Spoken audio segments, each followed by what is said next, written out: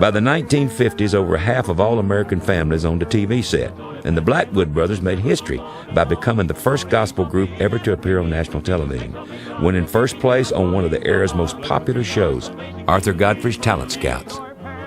No doubt about it, the boys were on top of the world. Little did they know that in just 3 short weeks, they would plummet from the peak of elation into the depths of despair. In 1954, the group made plans to fly the quartet plane to a concert date in Alabama. Just before taking off, pilot R.W. Blackwood drove his young son Ron to a baseball game near the airport. The weather was beautiful, not a cloud in the sky, and yet somehow the boy sensed danger. He waved at me as he left, and I watched him as he went down that parkway. I just stood there with my glove, my ball. And I had this, I don't know why, but I just had a strange feeling. Didn't know why, but I watched him till the car disappeared. So I went on playing my ball game, and the ball game was almost over. And that was back in the days when they didn't have the laws and rules against buzzing the town with a plane or something. People did it all the time. Well, here I saw this plane coming. Of course, I looked up and saw it was Daddy. And he flew down like that and dipped his wing at me, like that.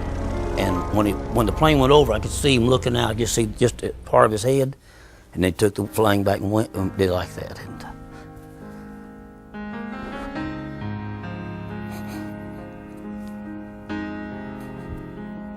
the last time I ever saw him, 46 years, and I still. Not over. R.W. Blackwood and Bill Lyles were on a collision course with destiny. But first, there would be one last concert. Why don't you swing down, sweet chariot, stop and let me ride. Swing down, chariot, stop and let me ride. Rock me, Lord, coming easy. I got a hole on me, oh, the side will. At a peach festival in Clanton, Alabama, the Blackwood Brothers Quartet sang their hearts out for the Lord. Now, good night. May God bless you all. The crowds begged for more, but the boys had made plans to fly home that very night. So they took their final bows and headed for the tiny dirt airstrip just outside of town. Before they loaded everyone on board, R.W. and co-pilot Bill Lyles decided to take the plane up for a flight test, and they weren't alone.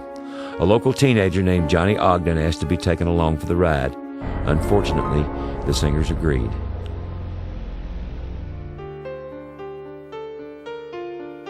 In an instant, half the Blackwood Brothers Quartet was gone. R.W. and Bill Lyles had brought so much joy and laughter to the group.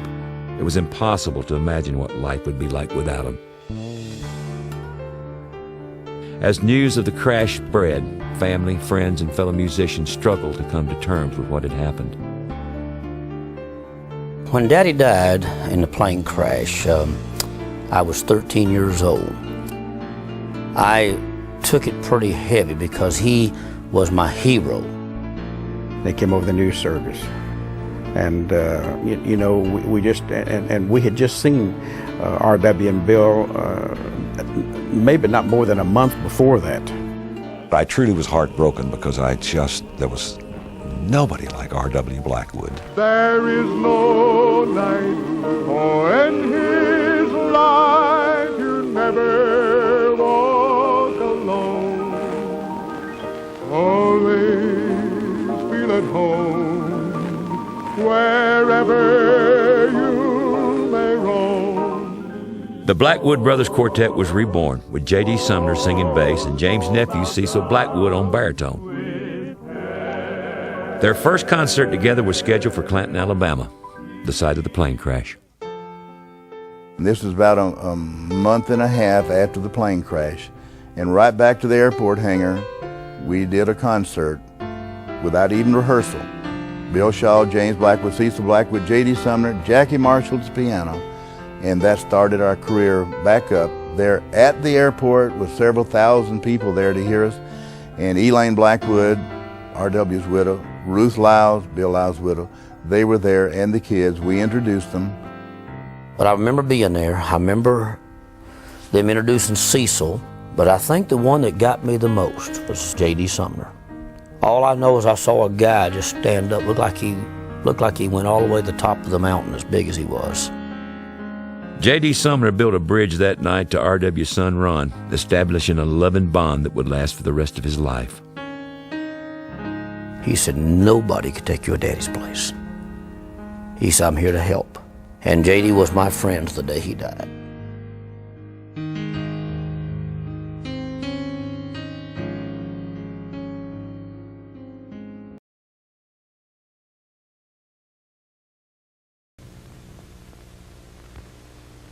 Now on with songs by the Blackwood Brothers Quartet. James, I'd like to interrupt to make an announcement.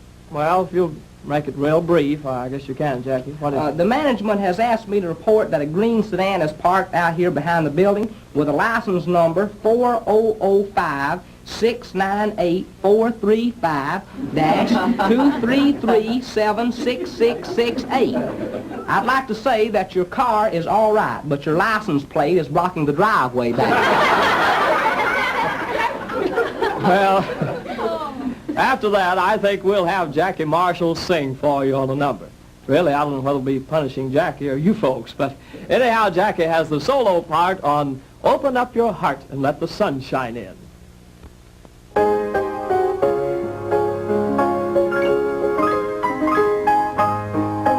Open up your heart and let the sun shine in. My mother told me something that everyone should know. It's all about the devil, and I learned to hate him so. She said he causes trouble when you let him in the room. He will never, ever leave you if your heart is filled with gloom. So let the sun shine in, face it with a grin. Smilers never lose, and pounders never win. So let the sun shine in, face it with a grin.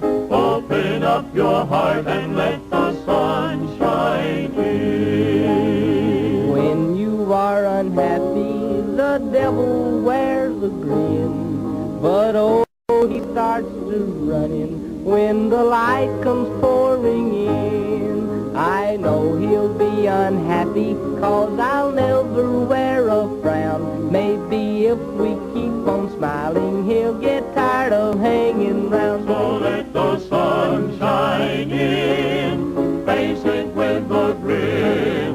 Smilers never lose, and pounders never win. So let the sun shine in, face it with a grin. Open up your heart and let the sun shine.